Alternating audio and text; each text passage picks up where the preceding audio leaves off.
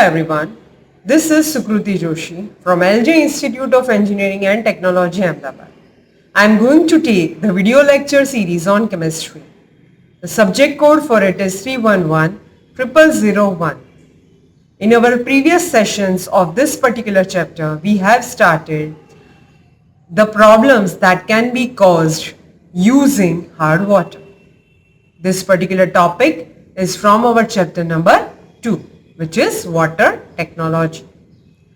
So till now we have observed that which kind of problems can be actually caused by hard water in household activities, in industrial activities and in boiler problems, or while we use hard water in boiler. Now our next point is the boiler problems or disadvantages of using hard water in the boilers.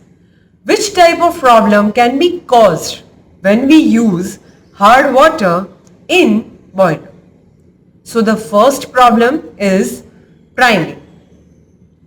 Let's move to the first problem. So the carrying out of a water, basically water droplets with the steam, is called priming. Why it can be caused, or what are the reasons that priming can be there? The first one, because of the presence of large amount of dissolved solids. Second reason can be high steam velocities. Third one is sudden boiling. When we provide sudden temperatures, it can cause the problem. Then improper designing of the boilers. These things can cause priming, right? How can we prevent the priming? So let's observe that how can we prevent it. By fitting the mechanical steam purifiers, we can control the priming in the boiler. After that, effective and efficient softening and filtration of the boiler feed water can again help us in the prevention of priming. Second problem is foaming. So what is a foaming actually? Foaming is the formation of stable bubbles at the surface of the boiler water, right? Formation of stable bubbles on the surface of boiler water is known as foaming. More foaming will cause more priming. Both of these are interlinked with each other.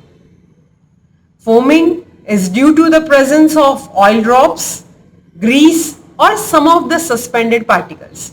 So here we need to understand that when a very higher size particle is present in the water, it can cause foaming. Let's move on to the point that what is a sludge actually. Now remember here that sludge and scale, both of these are a main problem when we deal with boilers. They create loss of efficiency, loss of time, loss of fuel, etc. So let's see what is a sludge. A soft, loose, slimy precipitate formed within the boiler is known as sludge. Sludge can be easily scraped off with a wire brush. It can be easily removed from the wire brush. And sludge is formed by the substances which have greater solubilities in hot water. For an example, MgCO3, for an example, CaCl2, etc. What are the disadvantages of this slump formation? So, they tend to waste the portion of the heat which is generated. So, loss of heat, loss of fuel, loss of time. Everything will be there. Now, how can we prevent this sludge formation? We can prevent it by using a well softened water and by doing frequently blow down operations. Okay?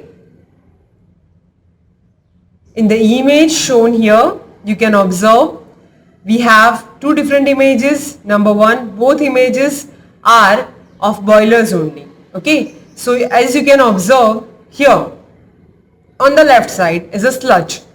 When such sludge is formed within the boiler water, while scale is formed on the surface of the boiler wall, right? So loose precipitate suspended in the water is known as sludge, right? Generally when heat is provided to the boiler, it's formed within the boiler water.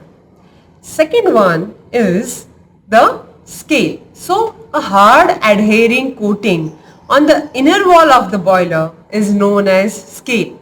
It's hard in nature, right? It will not present in the water, but it will present on the outer walls or in the inner walls of the boiler. Okay, so this is basically the difference between scale and sludge. Let's see in the detail that what is actually scale.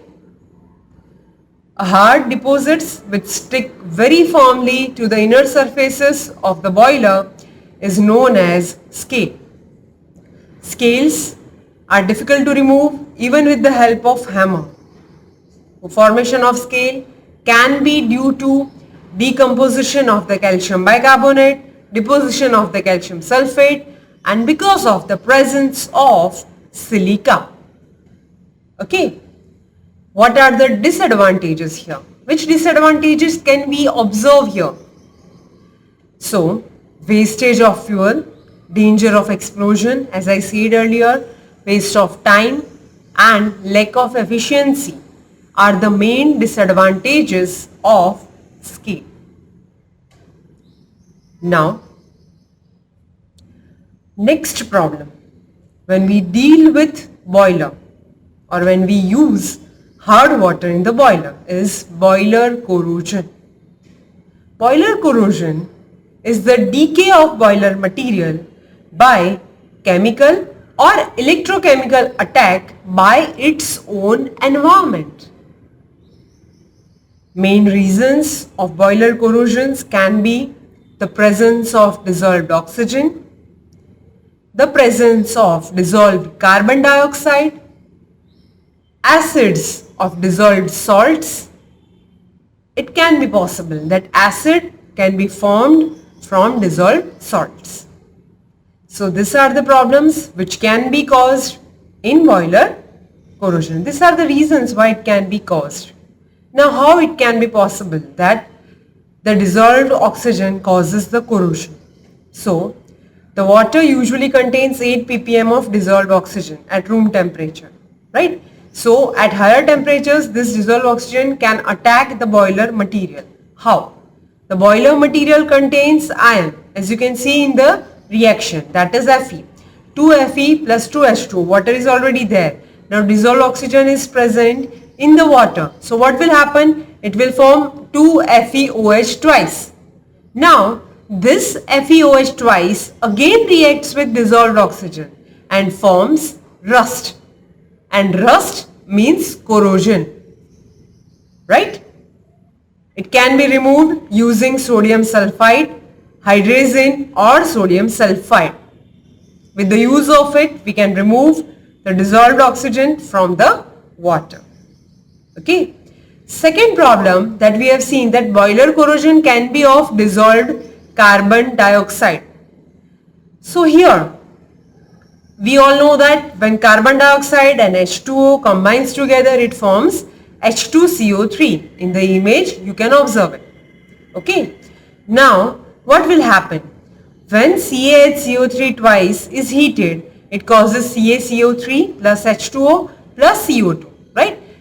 Now if you can observe in this reaction, H2O and CO2 are there, right? So both of them combines together and forms H2CO3. And this H2CO3 again causes problem in the boiler corrosion. Now, how can we remove it? So for removal, we can do addition of calculated quantity of ammonium hydroxide. So when we add ammonium hydroxide, it will be removed as NH4 twice CO3, right? And in this manner, we can get rid of dissolved carbon dioxide. Now, next problem, a huge problem for boilers is caustic embrittlement. What is the meaning of caustic embrittlement? So caustic embrittlement is a type of boiler corrosion caused by using highly alkaline water in the boilers. They corrode the iron as sodium ferrite. This causes cracking. Here embrittlement means cracking. Cracks are observed and which are known as embrittlement. So embrittlement of boiler parts and particularly on the bends, on the joints of the boilers, these things are created. How we can prevent it? So by using sodium phosphate, we can add tannin or lignin in the water to reduce the alkalinity of the water. In this manner, we can prevent the caustic embrittlement. Okay. Now, let's move on to the next point, which is softening of the water, or I should say conditioning of the water, or it is known as treatment of boiler water. It can be divided into two different types. Number one, internal treatment, and number two, external treatment. Internal treatment is basically that we will see in our next one, that by adding certain chemicals we can remove the hardness. Okay, and external treatment, by using certain mechanical things we will operate it.